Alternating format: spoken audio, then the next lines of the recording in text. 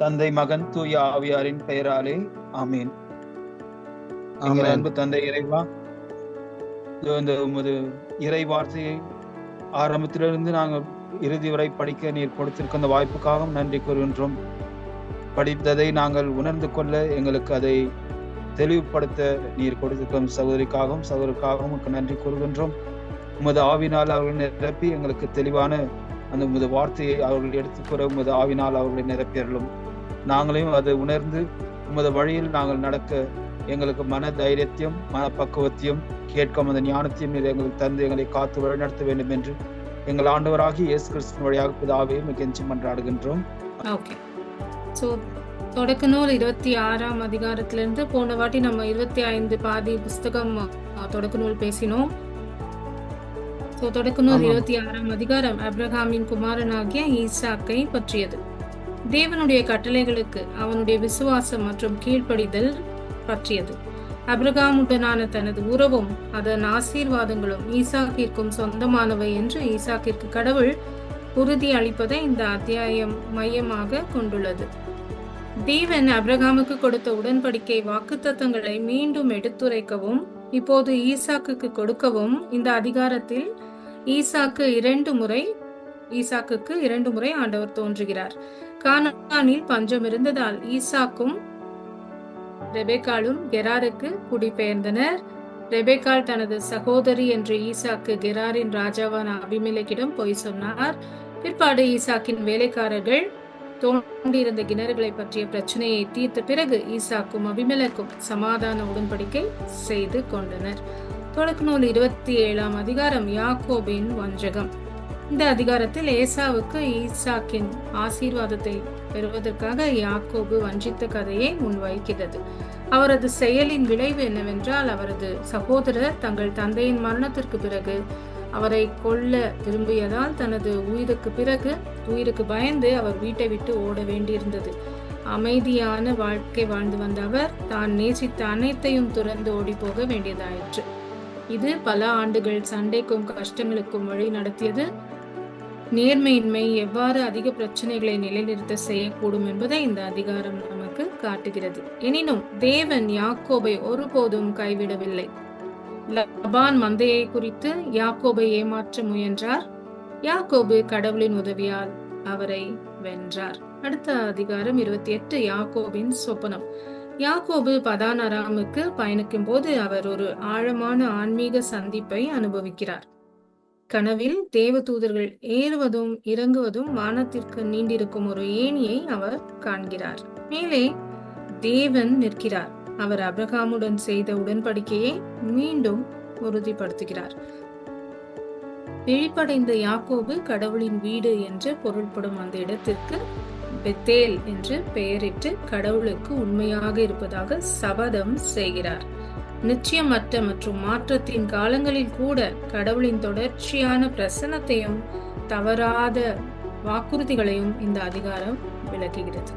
தொடக்க நூல் 29 யாக்கோபு ராக்கேலை சந்திக்கிறார். இந்த அதிகாரத்தில் யாக்கோபு தன் இலக்கை அடைகிறான். லபானின் இளைய மகளாகிய ராக்கேலை சந்திக்கிறான். உடனடியாக அவள் மீது காதல் கொள்கிறான். ராக்கேலை திருமணம் செய்து கொள்வதற்கு ஈடாக லபானுக்கு 7 ஆண்டுகள் வேலை செய்ய யாக்கோபு ஒப்புக்கொள்கிறார். எனினும் லபான் யாக்கோபை ஏமாற்றி அதற்கு பதிலாக தன் மூத்த குமாரத்தியான லேயாளை கொடுக்கிறான். யாக்கோபு ராக்கேலை மனம் செய்ய மேலும் 7 ஆண்டுகள் வேலை செய்கிறார். வஞ்சகம் இருந்த போதிலும் கூட யாக்கோபுக்கான கடவுளின் திட்டங்கள் தொடர்ந்து வெளிப்படுகின்றன. மேலும் அன்பில்லாத மனைவியாகிய லேயாள் கடவுளிடமிருந்து இரக்கத்தை பெற்று 4 பிள்ளைகளுடன் ஆசீர்வதிக்கப்படுவதையும் நாம் காண்கிறோம். லேயாள் இறுதியில் கடவுளை துதிப்பதில் தனது கவனத்தை திருப்புகிறாள். கடவுளை வணங்கும்படி நம் கவனத்தை அவரிடமே திருப்பவும் நாம் அழைக்கப்படுகிறோம். அடுத்த அதிகாரம் 30 யாக்கோபின் பிள்ளைகள். கடவுளின் இறையாண்மை, மனித குறைபாடுகள் மற்றும் மோதல்கள் இருந்த போதிலும் கூட கடவுளின் திட்டம் தொடர்ந்து வெளிப்படுகிறது. இஸ்ரேலின் கோத்திரங்களாக மாறவிருந்த யாக்கோபின் குமாரர்களின் பிறப்புகள் தேவன் தம்முடைய நோக்கங்களை நிறைவேற்ற அபூர்ண சூழ்நிலைகளில் எவ்வாறு செயல்பட முடியும் என்பதை நிரூபிக்கிறது. மாற்றமும் வளர்ச்சியும் யாக்கோபு ஒரு தந்திரக்காரனாக இருந்து விசுவாச மனிதனாக மாறிய பயணம் தெளிவாக நாம் படிக்கிறோம். அவரது அனுபவங்கள் மற்றும் அவர் எதிர்கொள்ளும் சவால்கள் அவரது ஆன்மீக வளர்ச்சிகளுக்கும் பாத்திர வளர்ச்சிக்கும் பங்களிக்கின்றன. மேலும் யாக்கோபின் வளர்ந்து வரும் செல்வம் அவருக்கும் லபானுக்கும் இடையே பதற்றத்தை உருவாக்குகிறது.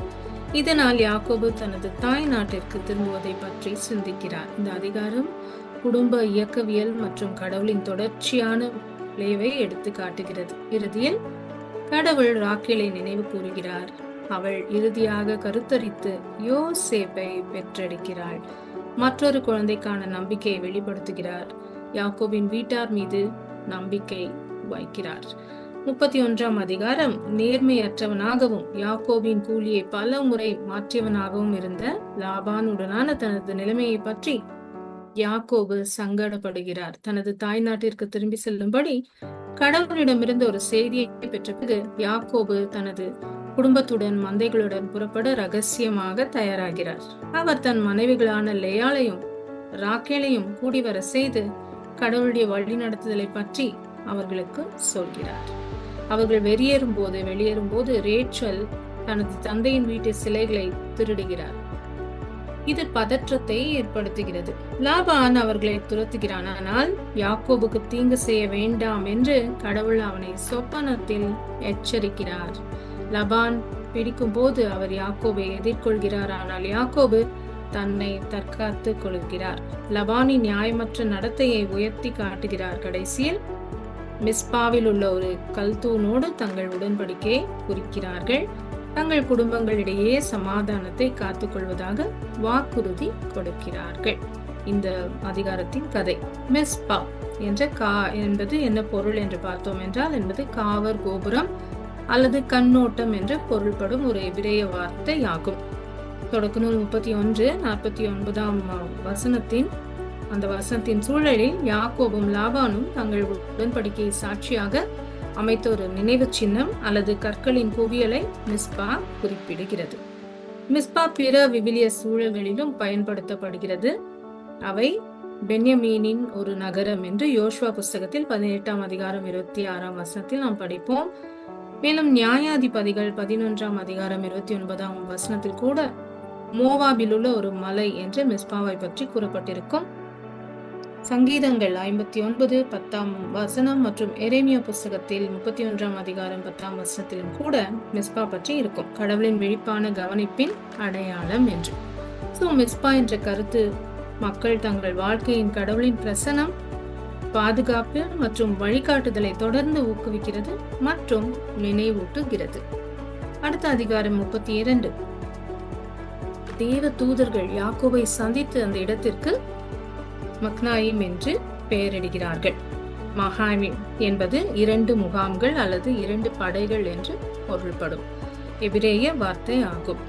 தொடக்க நூல் 32:2-3 வசனங்களின் சூழலில் மகாயிம் கடவுளின் தூதர்களை யாக்கோபு சந்திக்கும் ஒரு இடத்தை குறிக்கிறது. மேலும் அவர் அதற்கு மகானேம் என்று பெயரிட்டார். இது கடவுளின் முகாம் என்பதை குறிக்கிறது. 32ஆம் அதிகாரத்தில் யாக்கோபு ஏசாவை சந்திக்க ஆயத்தமாகும் போது அவர் பயத்தால் நிரப்பப்படுகிறார். தனது கடந்த கால வஞ்சகத்தை நினைவு கூறுகிறார். யாக்கோபு கடவுளிடம் ஊக்கமாக ஜெபிக்கிறான். தான் தகுதியற்றவன் என்பதை அறிக்கையிட்டு ஏசாவின் கோபாக்கினையிலிருந்து விடுதலை செய்யும்படி மன்றாடுகிறான். சந்திப்புக்கு முந்தைய இரவு யாக்கோபு ஒரு மர்ம மனிதனுடன் விடியும் வரை மல்யுத்தம் செய்கிறார். இஸ்ரேல் என்ற புதிய பெயரை பெறுகிறார். அதாவது அவர் கடவுளுடன் போராடுகிறார் என்று அர்த்தம். இந்த போராட்டம் யாக்கோபின் உள்ள போராட்டங்களையும் கடவுளின் ஆசீர்வாதத்தை தேடுவதில் அவர் காட்டிய விடாமுயற்சியையும் அடையாளப்படுத்தியது. இந்த உருமாறும் அனுபவம் யாக்கோபின் வாழ்க்கையில் ஒரு குறிப்பிடத்தக்க ஆன்மீக வளர்ச்சியை குறிக்கிறது. மேலும் இந்த சந்திப்பு யாக்கோபை ஒரு நொண்டியுடன் விட்டு சென்றது. கடவுளை சார்ந்திருப்பதை உடல் நினைவூட்டியது. இந்த மனத்தாழ்மை யாக்கோபின் மாற்றத்தில் முக்கியமானது. ஏனெனில் இது அவரது சொந்த தந்திரத்திலிருந்து கடவுளின் வலிமை மற்றும் வழிகாட்டுதலுக்கு அவரது நம்பகத்தன்மையாய் மாற்றியது. பெனியேலில் யாக்கோபு செய்ததை போல நம்முடைய சொந்த குறைபாடுகளுடன் போராடி தெய்வீக மாற்றத்தை நாடுவதன் முக்கியத்துவத்தை இந்த அதிகாரம் நமக்கு நினைவூட்டுகிறது. பெனியேல் என்ற பெயரின் அர்த்தம் கடவுளின் முகாம் என்பதாகும். கடவுளை நேருக்கு நேர் பார்த்து உயிர் பிழைத்ததை யாக்கோபு புரிந்து கொண்டதை இது பிரதிபலிக்கிறது. 33ஆம் அதிகாரம் பல வருட பயம் மற்றும் குற்ற உணர்வுக்கு பிறகு யாக்கோபு ஏசாவின் மன்னிக்கும் முகத்தை பார்ப்பதை தேவனுடைய முகத்தை காண்பதற்கு ஒப்பிடுகிறார். 33ஆம் அதிகாரம் 10ஆம் வசனத்தில் நாம் படிக்கலாம். ஏசாவின் மன்னிப்பில் கடவுளின் கிருபையை அங்கீகரிப்பதை காட்டுகிறது. யாக்கோபு கானானில் குடியேறுகிறார். கடவுளுக்கு ஒரு பலிபீடத்தை கட்டுகிறார். இது கடவுளிடம் தான் தொடர்ந்து கொண்டிருந்த ஈடுபாட்டை காட்டுகிறது. தொடக்க நூல் 34 தீனாளின் கதை. சிமியோன் மற்றும் லேவியின் நடத்தை கோபத்தில் செயல்படுவது, குறிப்பாக ஒரு குற்றத்திற்கு பதிலளிக்கும் வகையில் மோதலை தீர்ப்பதற்கு பதிலாக பெரும்பாலும் அதிகரிக்கக்கூடும். புனித சின்னங்களை ஏமாற்றும் வகையில் பயன்படுத்தக்கூடாது என்பதை இந்த அதிகாரத்தில் நாம் பார்க்கிறோம். சிமியோனும் லேவியும் விருத்த சேதனத்தை வன்முறைக்கான ஒரு கருவியாக பயன்படுத்துகிறார்கள். புனிதமான ஒன்றின் இந்த தவறான பயன்பாடு ஆன்மீக சின்னங்களை மதிக்க வேண்டியதன் முக்கியத்துவத்தை நிரூபிக்கிறது மற்றும் அவற்றை கையாளுதல் நோக்கங்களுக்காக பயன்படுத்தக்கூடாது என்பதை படிக்கிறோம். 35ஆம் அதிகாரம் ஆவிக்குரிய புதுப்பித்தலின் முக்கியத்துவத்தை நாம் காண்கிறோம். பெத்தேலில் கடவுளை சந்திப்பதற்கு முன்பு யாக்கோபு தன் குடும்பத்தாரை சுத்திகரிக்கிறார். புதுப்பிக்கப்பட்ட ஒப்புக்கொடுத்தலின் அடையாளமாக அந்நிய தெய்வங்களை விட்டு விடுகிறார். கவன சிதறல்களை விட்டுவிடுவது கடவுளுடனான ஆழமான தொடர்புக்கு நம்மை தயார்படுத்தும் என்பதை இந்த செயல் காட்டுகிறது. மேலும் லஸ் என்ற இடத்தை பற்றி நாம் இங்கே இந்த அதிகாரத்தில் பார்க்கிறோம். அது அசல் அடையாளம். யாக்கோபு முதலில் தொடக்க நூல் 28ஆம் அதிகாரத்தை நிறுத்திய போது அந்த இடம் லஸ் என்று அழைக்கப்பட்டது. லஸ் என்பது பாரம்பரியமாக எபிரேய மொழியில் பாதாம் மரம் அல்லது பிரிக்கும் இடம் என்று பொருள்படும் ஒரு பெயர். அவர் பரலோகத்தை அடையும் ஒரு ஏணியை பற்றி கனவு காண்கிறார். கடவுள் அவருக்கு சந்ததிகள் நிலம் மற்றும் ஆசீர்வாதத்தை வாக்களிக்கிறார். அதிர்ச்சி அடைந்த யாக்கோபு அதன் ஆவிக்குரிய முக்கியத்துவத்துடன் அடையாளமாக அந்த இடத்துக்கு பெத்தேல் என்றால் கடவுளுடைய வீடு என்ற அர்த்தம் என்று மறுபெயர் இடுகிறார். புதுப்பித்தல் இடமாக பெத்தேல் தொடக்க நூல் 35ஆம் அதிகாரத்தில் யாக்கோபு தனது பொருத்தனையை நிறைவேற்றவும் அவருடன் மீண்டும் இணைக்கவும் பெத்தேலுக்கு திரும்புமாறு கடவுள் அறிவுறுத்துகிறார். பெத்தேலுக்கு திரும்புவது யாக்கோபுக்கு ஒரு ஆவிக்குரிய புதுப்பித்தலை குறிக்கிறது. பிறவிலிருந்து கடவுளுடனான தொடர்பு வரை இணைப்பிங்க லஸ் இலிருந்து பெத்தேலுக்கு மாறுவது யாக்கோபின் ஆரம்ப சந்திப்பிலிருந்து கடவுளுடனான ஆழமான அர்ப்பணிப்புக்கான பயணத்தை குறிக்கிறது. லஸ் அவரது தொடக்க புள்ளியை பிரதிநிதித்துவம் செய்கிறது. அதே நேரத்தில் பெத்தேல் நீடித்த உடன்படிக்கை மற்றும் புதுப்பிக்கப்பட்ட பக்தியின் இடத்தையும் குறிக்கிறது. இந்த தவக்காலத்தில் நாம் இருக்கிறோம். நாம் எந்த இடத்தில் இருக்கிறோம்? லஸ்ல இருக்கிறோமா? கடவுளுடன் இல்லாமல் பிரிந்து நாமாகவே வாழ்ந்து கொண்டிருக்கிறோமா? அல்லது பெத்தேலில் இருக்கிறோமா? கடவுளுடைய வீட்டில் இருக்கிறோமா என்று நாம் நம்மையே நினைவு கூர்ந்து ஆண்டவரிடம் இன்னும் அதிகம் நெருக்கமாக வரக்கூடிய இந்த தவக்காலத்தில் இந்த அதிகாரம் நம் ஒவ்வொருவரையும் அழைக்கிறது. அதிகாரம் 37 யாக்கோபின் விருப்பமான மகனான யோசேப்பின் கதையை சொல்கிறது. அவர் தனது தந்தையின் சிறப்பு பாசத்தின் அடையாளமாக ஒரு அலங்கரிக்கப்பட்ட கோட்டை பெறுகிறார். இந்த பாரபட்சம் அவனுடைய சகோதரர்களிடையே பொறாமையை தூண்டுகிறது. குறிப்பாக யோசேப்பு ஒரு நாள் அவர்களை ஆட்சி செய்வேன் என்று உணர்த்தும் கனவுகளை பகிர்ந்து கொண்ட பிறகு கோபம் அடைந்த சகோதரர்கள் அவர்களை கொல்ல சதி செய்கிறார்கள். ஆனால் இறுதியில் அவரை எகிப்துக்கு செல்லும் ஒரு வணிக கூட்டத்திற்கு விற்கிறார்கள். யோசேப்பின் அங்கியை ஆட்டு ரத்தத்தில் கரைப்படுத்துவதன் மூலம் யாக்கோபை ஏமாற்றுகிறார்கள்.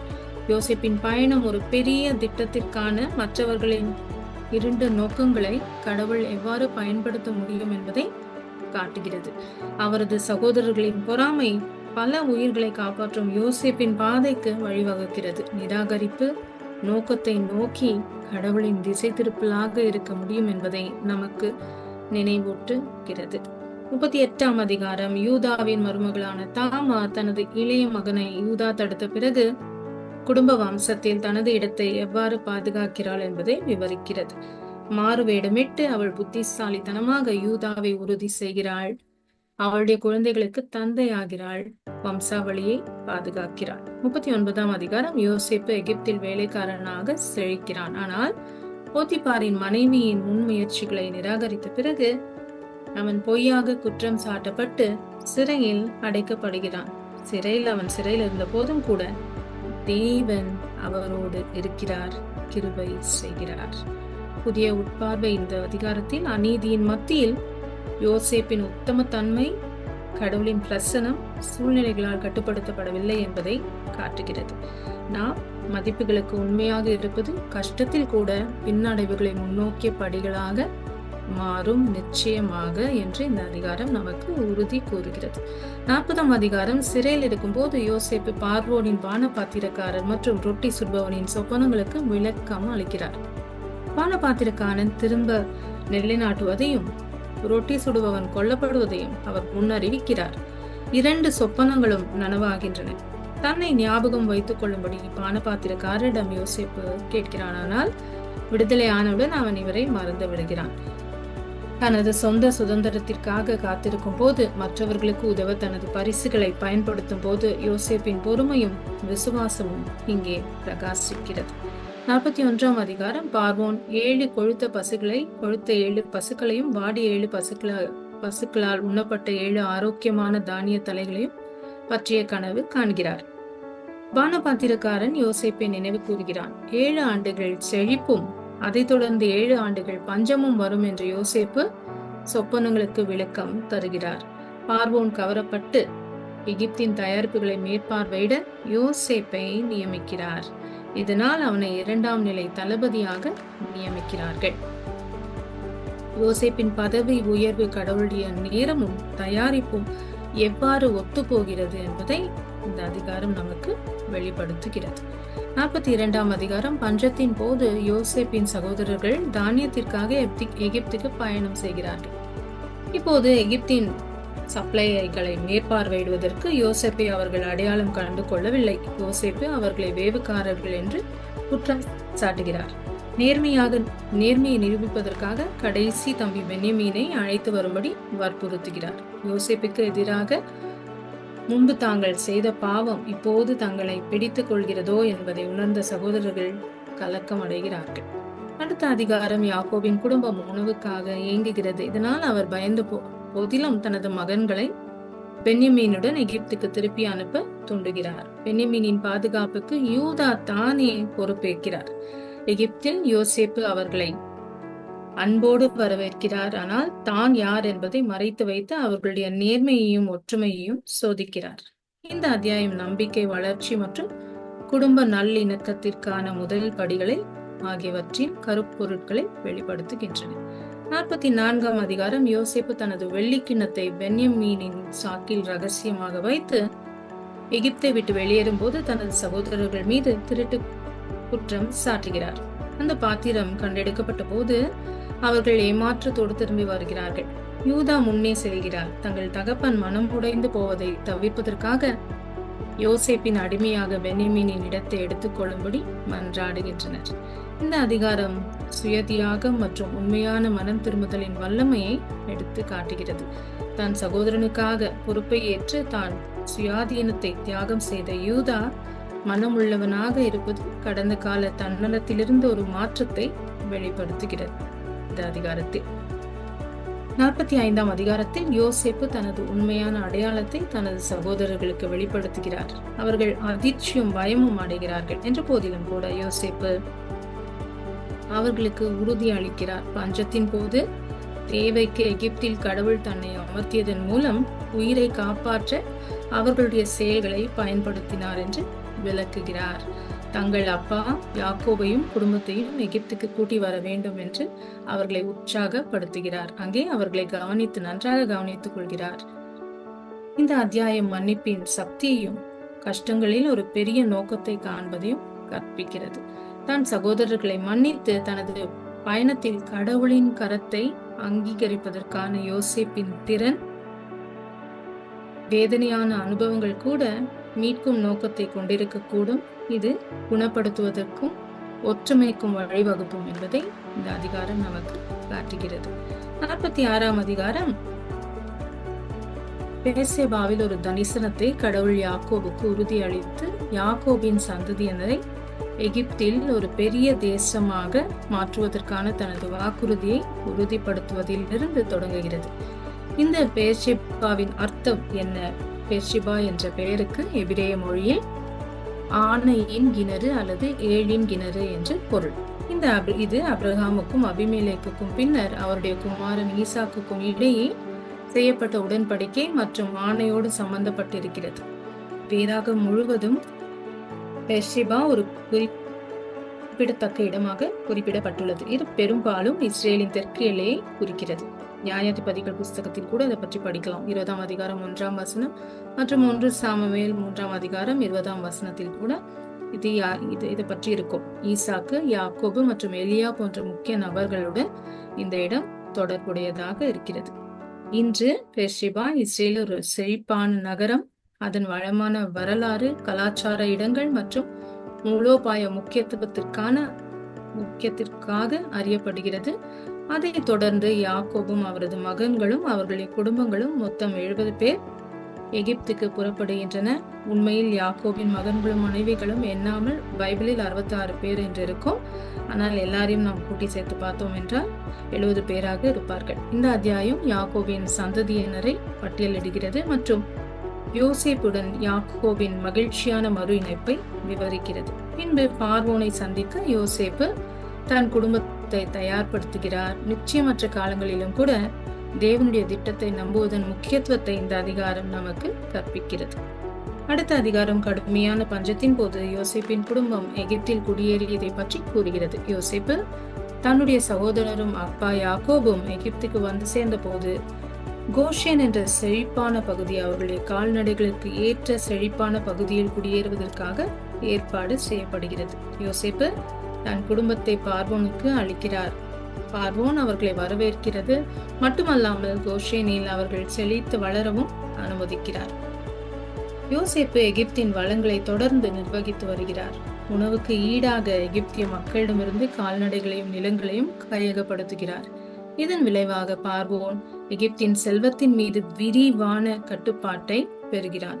அதே நேரத்தில் மக்கள் பார்வோனின் ஏற்பாடுகளை அதிகம் சார்ந்து இருக்கின்றனர். தேவனுடைய ஏற்பாடு இங்கு நாம் பார்க்கிறோம். தேவன் அந்நிய தேசங்களிலும் யாக்கோபின் குடும்பத்தை ஆதரித்து கஷ்ட காலத்திலும் தமது அக்கறையை காட்டுகிறார். ஞானமான உக்கிரானத்துவம் இங்கே பார்க்கிறோம். யோசேப்பின் நிர்வாகம் எகிப்தையும் அவரது குடும்பத்தையும் பலப்படுத்துகிறது, சமயோசித்ததின் மதிப்பை வலியுறுத்துகிறது மற்றும் அதிகாரத்திற்கு விசுவாசமாக இருத்தல். குடும்பத்தை கவனித்துக் கொள்ளும் போதும் கூட விசுவாசத்தையும் கடமையையும் சமநிலைப்படுத்தும் போது யோசேப்பு பார்வோனையும் கூட மதிக்கிறார். 48ஆம் அதிகாரம் யாக்கோபு யோசேப்பின் குமாரரை ஆசீர்வதிக்கிறார். யோசேப்பின் குமாரர்களான எப்பிராயிம், மனாசே ஆகியோருக்கு யாக்கோபு அளித்த ஆசீர்வாதத்தை நாம் இங்கே காண்கிறோம். வழக்கத்திற்கு மாறாக யாக்கோபு தனது வலது கையை இளைய மகன் எப்பிராயிமின் மீது வைத்து தன் மூத்த சகோதரனாகிய மனாசேயை விட இவன் பெரியவனாக இருப்பான் என்று தீர்க்க தரிசனம் உரைக்கிறார். யோசேப்பின் எதிர்ப்பின் மத்தியிலும் கூட யாக்கோபு தன்னை ஆசீர்வதிக்கும்படி வற்புறுத்துகிறார். மிக சிறியதை தேர்ந்தெடுப்பதில் கடவுளுடைய பேரரசுரிமையை இங்கு நாம் பார்க்கிறோம். மேலும் அவர்கள் இரட்டிப்பு பரம்பரை பெறுகிறார்கள். இது வேற எந்த காரணத்தினாலும் அல்ல, செல்வாக்கையும் அடிப்படையாக கொண்டது அல்ல, ஆனால் முற்றிலும் தேவனுடைய கிருபையின் செயல் ஆகும்.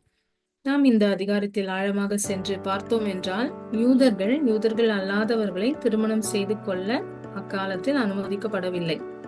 இதை பற்றி நாம் உபாகமம் புஸ்தகத்தில் 7ஆம் அதிகாரம் 3ஆம் வசனத்தில் படிப்போம். இங்கே எப்பிராயிம் மற்றும் மனாசேவின் தாய் ஒரு யூதர் அல்ல, ஆனாலும் கூட அவருடைய தாய் எகிப்திய ஆசாரியரின் மகள். இதை பற்றி நாம் தொடக்க நூல் 46ஆம் அதிகாரம் 20ஆம் வசனத்தில் படிப்போம். எனவே ஆனாலும் கூட கடவுள் அவர்களுக்கு இரட்டிப்பான ஆசீர்வாதத்தை கொடுத்தார். அவர்கள் அதற்கு தகுதியானவர்கள் அல்ல, ஆனாலும் கூட அவர்களுக்கு கிடைத்தது. இதை நாம் படிக்கும் பொழுது இது நமக்கும் கூட பொருந்தும். சில நேரங்களில் பல நேரங்களில் நாம் நினைத்துக் கொள்வோம், நாம் தான் ரொம்ப நல்லவங்க, நமக்கு தான் எல்லாம் இருக்கு, ஆகையால் தான் ஆண்டவர் நமக்கு இத்தனை ஆசீர்வாதங்களை கொடுத்திருக்கிறார் என்று. ஆனால் உண்மையில் நாம் அதற்கு தகுதியானவர்களாக கண்டிப்பாக இருக்க மாட்டோம். தேவனுடைய அன்பாலும் அவருடைய கிருபையாலும் மட்டும் அந்த ஆசீர்வாதங்கள் நமக்கு கொடுக்கப்பட்டிருக்கும். இந்த அத்தியாயம் யாக்கோபிடமிருந்து அவரது பேர பிள்ளைகளுக்கு ஆன்மீக மரபு கடத்தப்படுவதை எடுத்து காட்டுகிறது. 49ஆம் அதிகாரம் யாக்கோபு தன் மகன்களுக்கு சொன்ன கடைசி வார்த்தைகள். யாக்கோபு தனது மகன்களை ஒவ்வொருவரையும் ஆசீர்வதித்து அவர்களின் எதிர்காலத்தை பற்றிய புகழ்ச்சியையும் அறிவிப்புகளையும் வழங்குகிறார். மெஸ்ஸியா உட்பட எதிர்கால ஆட்சியாளர்களின் வம்சாவளியை வைத்திருக்க யூதா தீர்க்க தரிசனம் கூறப்படுவது போன்ற சில ஆசீர்வாதங்களை நேர்மறையானவை. கடந்த கால மீறுதல்களின் காரணமாக ரூபன் தனது பிறப்புரிமையை இழந்தது போன்ற மற்றவர்கள் மிகவும் விமர்சிக்கப்படுகிறார்கள். யோசேப்புக்கான ஆசீர்வாதங்கள் அவரை ஒரு கனித்தரும் மற்றும் சக்தி வாய்ந்த கோத்திரமாக சித்தரிக்கின்றன. யார் யாருக்கு ஆசீர்வாதங்கள் கிடைத்தது, யார் யாருக்கு வேற என்னென்ன கிடைத்தது என்பதை பற்றி இன் டீட்டெயில் இந்த அதிகாரத்தில் இருக்கும். நாம் டைம் கிடைக்கிறப்ப படுத்து பார்த்தால் நமக்கு புரியும். நாம் எப்படியாக வாழ்ந்தோம், நம்ம என்ன காரியங்கள் செய்தோம், அதன்படியாக தானே ஒரு நாள் நமக்கு அந்த நம்ம செய்த காரியங்கள் பிரகாரமாகவே நமக்கு ஆசீர்வாதங்கள் கொடுக்கப்படும். யாக்கோபு கானான் தேசத்தில் தனது மூதாதையருடன் அடக்கம் செய்யப்பட வேண்டும் என்று தனது விருப்பத்தை வெளிப்படுத்துவதன் மூலம் அத்தியாயம் முடிவடைகிறது. கடைசி அத்தியாயம் தொடக்க நூல் புஸ்தகத்தில் யாக்கோபின் மரணம் மற்றும் கானானில் உள்ள குடும்ப கல்லறையில் அடக்கம் ஆகியவற்றுடன் தொடக்க நூல் புத்தகம் முடிகிறது. யாக்கோபின் மரணத்திற்கு பிறகு தான் தொடர்ந்து மன்னிக்கப்படுவதாக யோசேப்பு தன் சகோதரர்களுக்கு உறுதி அளிக்கிறார். நீண்ட நெடிய சுகபோகமான வாழ்க்கையின் முடிவில் யோசேப்பு மரிக்கிறார். வாக்கு பண்ணப்பட்ட தேசத்திற்கு கடவுள் அவர்களை திரும்ப கொண்டு வரும்போது யோசேப்பின் எலும்புகளை கானானுக்கு திரும்ப எடுத்து செல்வதாக இஸ்ரேல் வாக்கு கொடுக்கும்படி செய்கிறார். அவரது மரணம் ஆணாதிக்க காலத்தின் முடிவை குறிக்கிறது மற்றும் இஸ்ரேலின் வரலாற்றின் அடுத்த கட்டத்திற்கான தொடக்கத்தை அமைகிறது. இது விடுதலை பயணம் புத்தகத்தில் தொடர்கிறது. இது தொடக்க நூல் புத்தகத்தின் முடிவாகும். This is the end of the book of Genesis. நான் ஒரு ஸ்டோரி மாதிரி சாப்டர் வைஸ் சொன்னேன். இது உங்களுக்கு உதவியாக இருக்கும் என்று நம்புகிறேன். ஸோ இன்றைக்கு ஒரு 2-3 நிமிஷம் கேள்விகள் கேட்கலாம். தொடக்க நூல்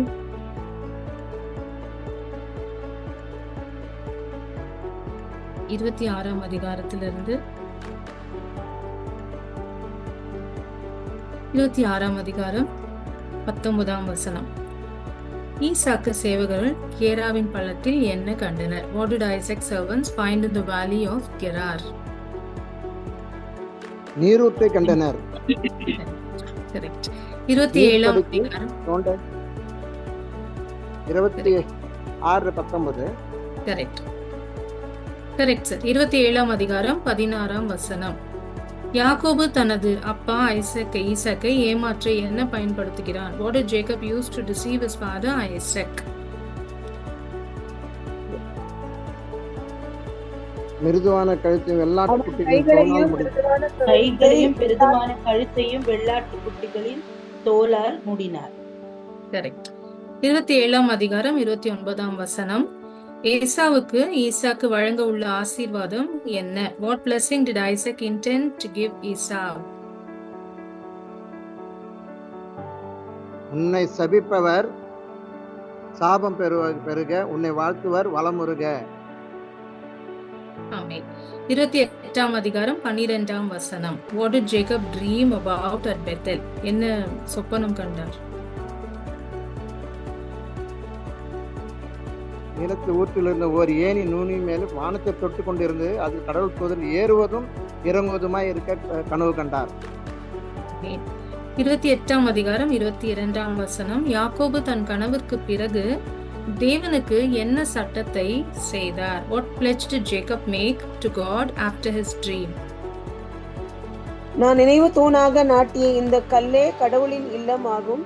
மேலும் நீர் எனக்கு தரும் யாவற்றிலும் 10 ஒரு பங்கு உமக்கு செலுத்துவேன் என்றார்.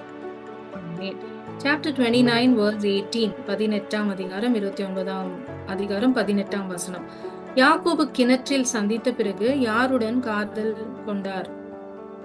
யாக்கோபு ராகேலை விரும்பினார். விரும்பினார். எனவே அவர், உம் இளைய மகன் ராகேலுக்காக 7 ஆண்டுகள் உம்மிடம் வேலை செய்கிறேன் என்றார். கரெக்ட். 30ஆம் அதிகாரம் 3ஆம் வசனம். ராக்கேல் குழந்தையை வாய்க்கொள்ள முடியாத போது யாக்கோபுக்கு என்ன வழங்கினாள்? இதோ என் பணிப்பெண் பில்கா, நீர் அவளோடு கூடி வாழ்வீர். அவள் எனக்காக பிள்ளை பெற்று என் மடியில் வைக்க நானும் அவள் மூலம் பிள்ளை பேறு பெறுவேன் என்றார். ஆமென். 30ஆம் அதிகாரம் 37 39ஆம் வசனம். லபானுக்கு வேலை செய்யும் போது யாக்கோபு தனது மந்தி கூட்டத்தை எவ்வாறு வளர்த்து கொண்டார்?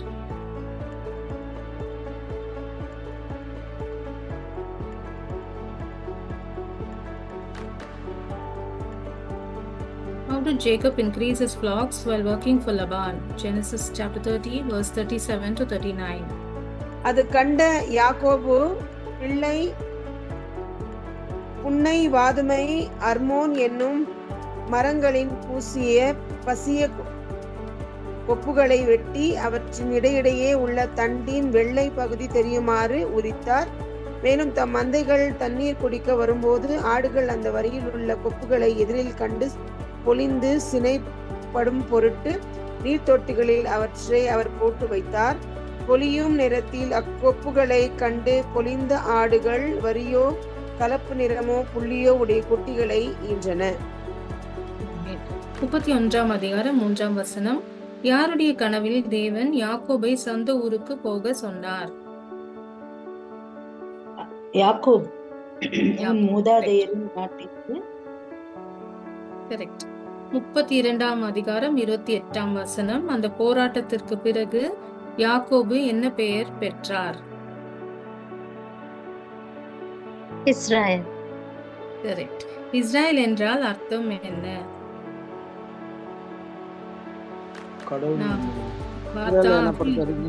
நீ கடவுளோடும் மனிதரோடும் போராடுவாய் வெற்றி கொண்ட என்றார். God prevails, battle with God. 33ஆம் அதிகாரம் 3ஆம் வசனம். யாக்கோபு ஏசாவை சந்திக்கும் போது எவ்வாறு நடந்து கொண்டார்?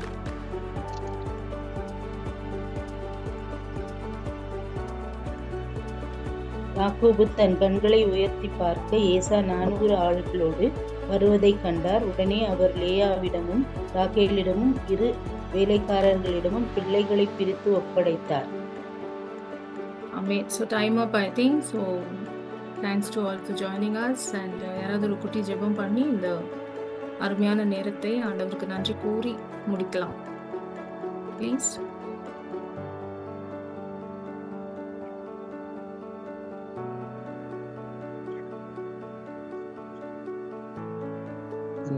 இவ்வளவு நேரமாக எங்கள் தொடக்க நூலில் 26ஆம் இருந்து 50 வரையும் கதை வாரியாகவும் ஒவ்வொரு அதிகாரம் வாரியாக எங்களுக்கு விளக்கப்பட்டது. இதுக்கு உமக்கு நன்றி செலுத்துகிறோம். அது மட்டுமில்லாமல் எங்களுக்கு எந்த ஒரு தொந்தரவு இருந்தால் கூட இதை நாங்கள் முழுமையாக கேட்க எங்களுக்கு ஒரு வழி செய்தமைக்காகவும் இதன் உடனிருந்து நாங்களும் அவர்கள் கேட்கின்ற ஒரு இதற்கும் நாங்கள் பதில் சொல்ல எங்களுக்கு ஒரு வாய்ப்பு கொடுத்துக்க நன்றி செலுத்துகிறோம்.